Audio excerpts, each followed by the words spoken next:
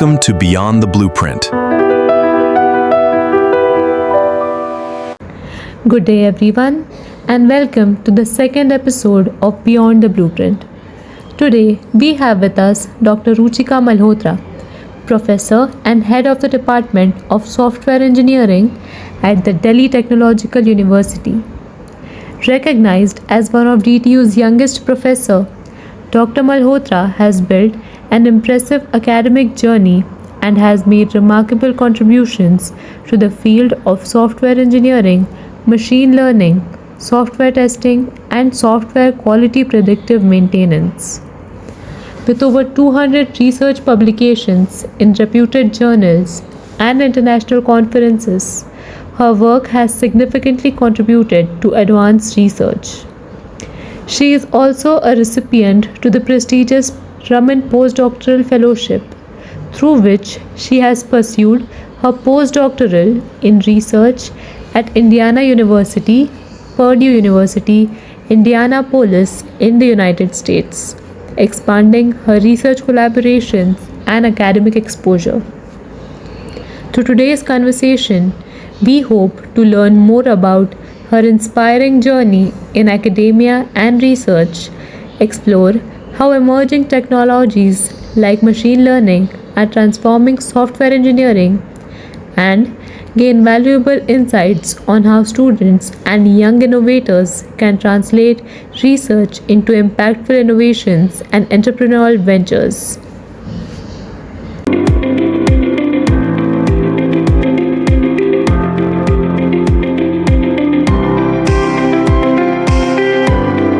Good morning, ma'am. Thank you so much for taking out some time out of your busy schedule. What inspired you to pursue research in software engineering and quality production? Good morning. First of all, thank you for giving me this opportunity to be part of this interaction. I did my master's in software engineering in 2005, and I had a campus placement. But in the last semester, when there was a project, I published 2 research paper in the area of software engineering and software quality prediction. And then I thought this is what I wish to pursue. I felt that I have a research acumen that I need to continue. So I did not take the campus placement and joined the company. I directly did a full-time PhD program in software engineering. And why I selected that topic, my master's is also in software engineering. I wanted to contribute some way or the other to the academics and software industry by creating predictive models where the fault prone areas can be identified and quality of the software can be improved in so that a high maintainable better quality software can be produced in the industry well in time and given so less resources. Okay. Ma'am, you have done your postdoctorate from Indiana University, Purdue University, Indianapolis from US. So what do you think are the cultural differences in teaching in the foreign universities and in India? In 2014, I was awarded prestigious Raman Fellowship from University of Grants Commission (UGC), and I was there for 1 year in US, Indiana University, Purdue University, Indianapolis, to pursue my postdoctorate program in software engineering. I also taught one subject during my visit, that was object-oriented analysis and design. And what cultural, or you can say what I learned from there, I'll focus on that. I learned from there that I reached classroom well before time. So I am actually a very already I am a time punctual person. So my attribute was further strengthened when I was there. I was well before there 5 minutes. I reached always in the classroom, and the environment in the classroom, the students were also present. There was no mass bunk kind of thing. They were very punctual, and we had a interactive session. Another very important thing that I would say was very good from the student point of view, that a teacher could have a dynamic marking scheme. Each course can differ in that marking scheme in the university I was there. So in my subject, given my subject, it was a totally industry oriented subject. So I gave weightage to presentation, software development, designing, analysis, rather than on the theoretical part like paper writing. And so there was only one mid semester examination, around 10 marks that I took. Rest all of the marks were based on the software that they developed, they analyzed. Yes, hands-on experience. And then that software development, design, and the documentation what they created, they presented, and I marked them on that. So that practical part that actually was desired in that course, I could make it my way. I could design the marking scheme my way. So that was one thing.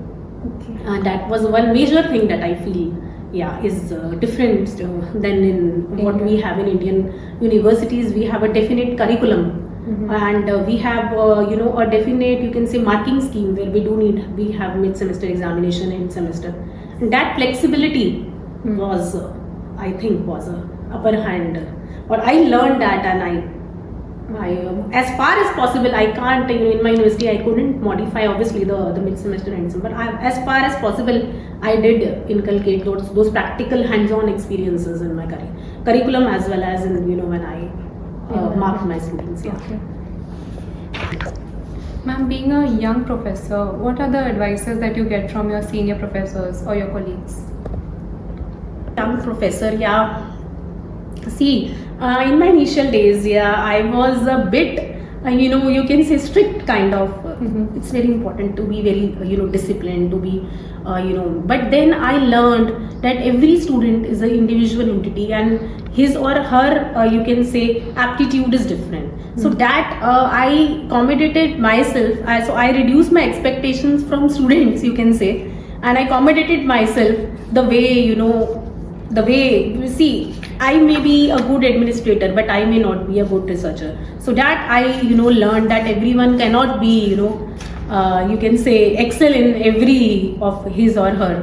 So that initially I was a bit strict, and now also I am known to be a very disciplined and kind of strict teacher. But yes, I actually modified it in terms of specifically when you talk about doctorate students. I noticed that every student can't be a very, very good researcher.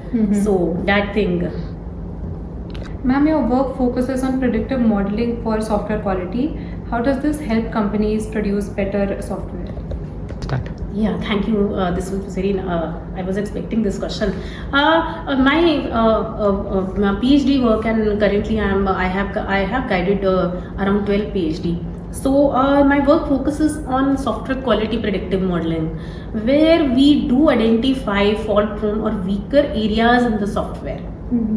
And the softwares we create, or you can say the predictive models we create, we use machine learning techniques to create those predictive models based on past experience, past data.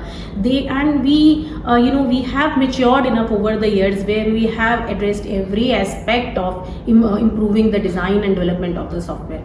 These models can help the industry professionals, the project managers in predicting fault-prone areas or weaker areas in early phases of software development. So when these models are being used in the industry, the time and the cost to that is expended on verifying and validating the software is reduced exponentially. I know the faulty areas well before the design phase, I'll focus on only mostly testing those areas which are going to be fault prone. So as we move ahead in the development life cycle, the cost of correcting the error exceeds exponentially. So that gets reduced drastically when my research team, the models that has been created by my research team are being used. Ma'am, with over 250 research publications, which one are you most proud of? Yes, over the years and given my experience as a postdoctorate fellow, I know my focus, and I always advise my students to carry out good quality research work. We have published many, I can't say this is the one work is I am particular. So many, if you will see my profile, there are many SCI indexed publications that are published in high quality journals, and going from systematic reviews to the research papers where some new algorithm, new technique is being proposed. So you can refer many of those research publications in your in the research. Ma'am, can AI be used everywhere, or there are some restricted methods to use AI or thoughtful ways that it can be used? Artificial intelligence, it's very important to carefully reuse machine learning algorithms and artificial intelligence techniques in one's research. Whenever I take tutorials of my doctorate students or master students, I do tell them that whatever technique you are planning to improvise, or whatever technique machine learning algorithm you are planning to apply, do a careful analysis. Examine whether that technique is actually applicable to your problem or not.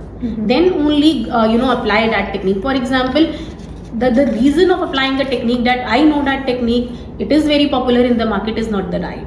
You should carefully examine it, and you should see why you have selected that particular algorithm or a particular AI technique to be used in your research. That's the most important part of, you can say, the life cycle of predictive modeling. So experimental design phase, in which so it will be very that phase is the most longest, and it requires very careful analysis.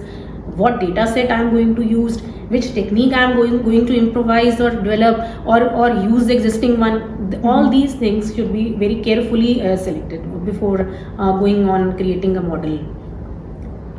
Ma'am, what are the courses offered at DTU University? At Delhi Technological University, currently I am heading the Department of Software Engineering. We offer one undergraduate and two master's program. Undergraduate program, that is BTech program in software engineering, and we offer two undergraduate program, one master's in software engineering, other EnTech in data science. Apart from that, we are running two PhD program, PhD in computer science and PhD in software engineering. We do have other focus departments that focus on computer science, Department of Computer Science and Engineering, and Department of Information Technology in our university. And we offer minor specialization at BTech level in software engineering and data analytics.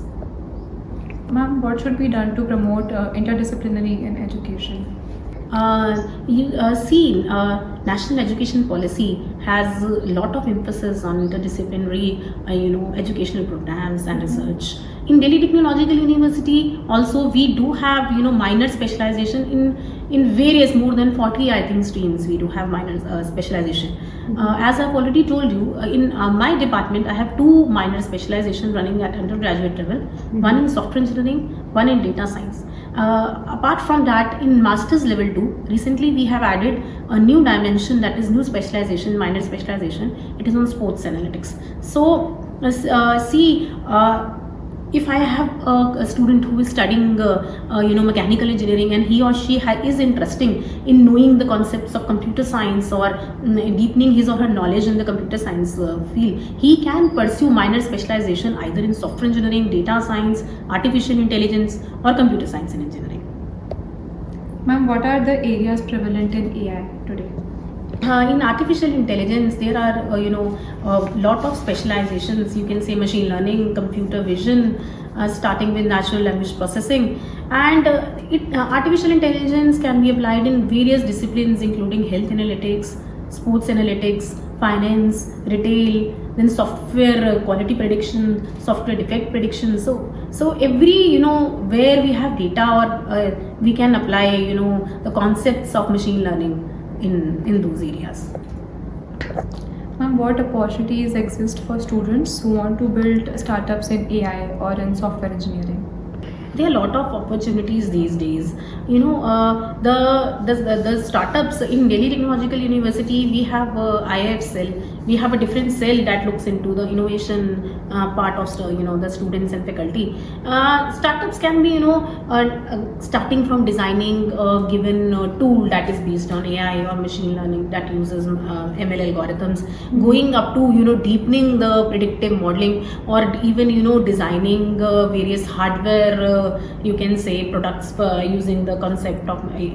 So there can be various ideas that can be used in startups related to artificial intelligence or machine learning. Predictive modeling and data analytics plays a very important role in modern startups. Predictive modeling means creating models to analyze or predict future data. So it can be actively used by modern startups in various tools or various techniques that they design for in various research domains. Ma'am, how can undergraduate students start contributing to research paper and innovation projects? Undergraduate research is very important given the multidisciplinary university structures that we have in India.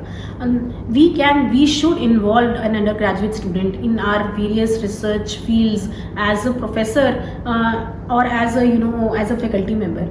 We should involve undergraduate students and inculcate that innovation and research aptitude amongst them. It's very important to inculcate research culture at undergraduate level. At Delhi Technological University, we have a particular scheme where we have major projects in the last 2 semesters of a BTech student. We have devised policies for evaluating them based on the research papers they are producing, or some startup they are doing, or some innovative product they are creating. So our marking scheme is such that we promote it promotes research amongst undergraduate student. Not only undergraduate, in postgraduate courses also we do have publications and innovative products and startups as an outcome that we expect our postgraduate students to produce. Ma'am, how should students balance between academics, research and entrepreneurship? It's a challenge for us sometimes to balance between academics, administrative responsibilities and research. So it's very important for a student to balance these three things. First comes the courses, the curriculum and the academics part. That is the most important part. Whatever they do, they should do an in-depth learning of that particular field or any course. They should have practical knowledge about that thing. And then comes your research part.